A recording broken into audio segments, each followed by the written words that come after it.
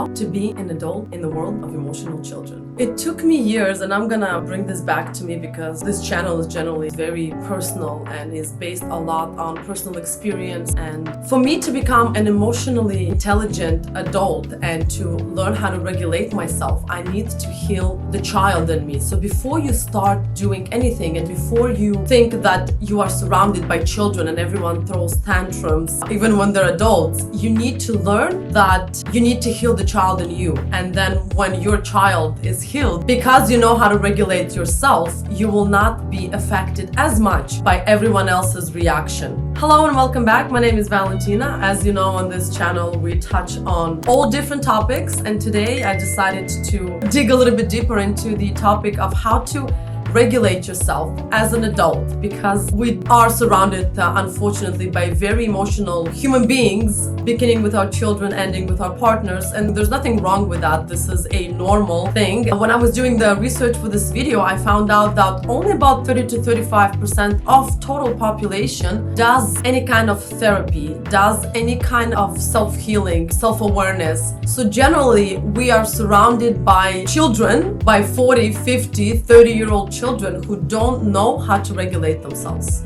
So let's go over what you should be doing in order to navigate this pretty challenging world, especially when you are surrounded with people who didn't do the work and you are the only one who did the work. So first point is lead by example. Show people how to not react.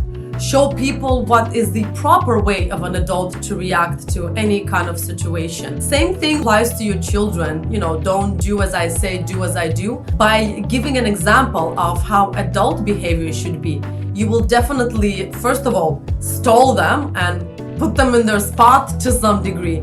And second of all, you are going to show them how it's actually done, how an adult should behave. Practice active listening, whether it comes to your children, to your toddlers, to your teenagers, to your partner. By knowing how to keep your mouth shut, and I'm still learning, this is a huge thing for me because for some reason I keep interrupting everyone, and I was told by my friends and partners that I should really learn how to listen more, and this has been very challenging for me because I'm a parent and I've been used to usually give instructions as opposed to getting instructions. So this is another mentality switch that you really should be concentrated on, is become more of a listener as opposed to a talker. Provide a safe space. Not everyone is comfortable to be talking maybe in their place, at their house. Maybe they would feel more comfortable talking at a coffee shop or at a walk or somewhere else. Make sure you are attuned to people's desires when someone is trying to talk to you or when you're trying to have an adult conversation with someone, because certain people feel obviously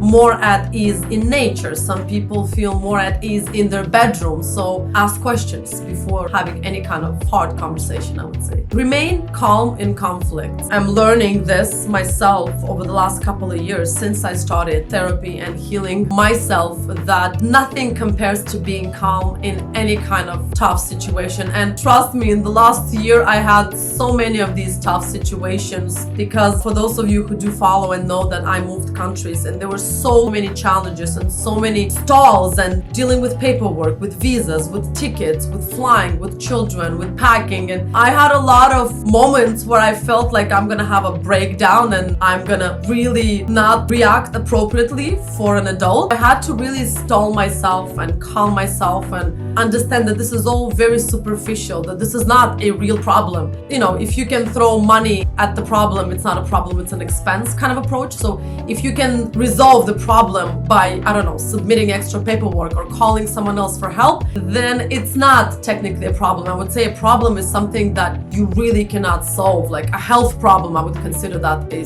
very serious problem. Anything else is very superficial, and I learned not to react because it's a power of habit.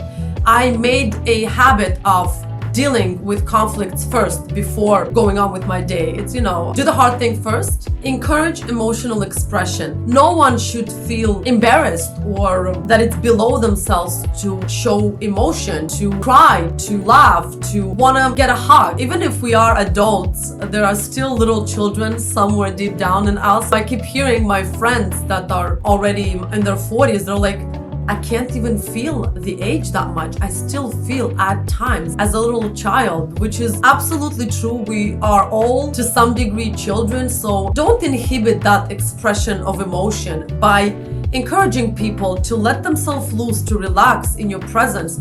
Just proves that you are an adult and you can manage any kind of situation. Provide emotional support. There was a phrase that really stuck with me. Never answer with "I know." Answer with "you are right." That gives validation the person that is confiding in you or is having a tantrum or is having a breakdown, that they are right to be feeling the way they do. And it's not just you acknowledging, "Oh, yeah, I feel you, I feel the same way." No. Always deflect to the other person, and by showing that kind of empathy, you are going to act as an adult, and that will really calm the situation and calm whoever you're having a conversation with. Just always answer, "You are right. You are absolutely right to feeling the way you do."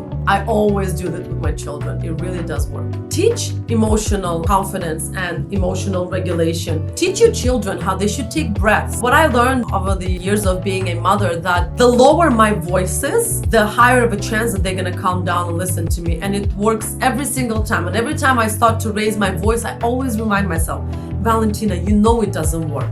Why do it? Just lower your voice, always to a whisper, almost to a whisper."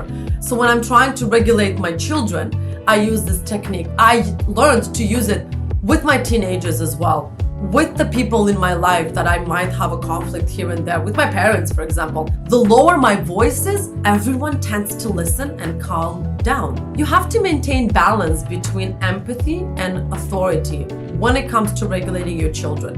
When it comes to regulating an adult, it's just empathy. It's not up to you. It's their task to regulate themselves. You can show them, you can lower your tone of voice, you can try to be assertive and explaining a particular situation, but generally it's everyone's job to learn how to be an adult in a world of children, because we have enough children to regulate. We don't need to be regulating mature people who don't know how to calm their child within themselves. Thank you for following. Thank you for giving me a thumbs up. Please do comment down below. How do you feel navigating through the world of emotionally immature children, meaning emotionally immature adults? Do you find it challenging? How do you do it? How do you fight against it? And what are your tactics? We can open up a conversation. I'll be more than happy to comment. Until then, I'll see you next time.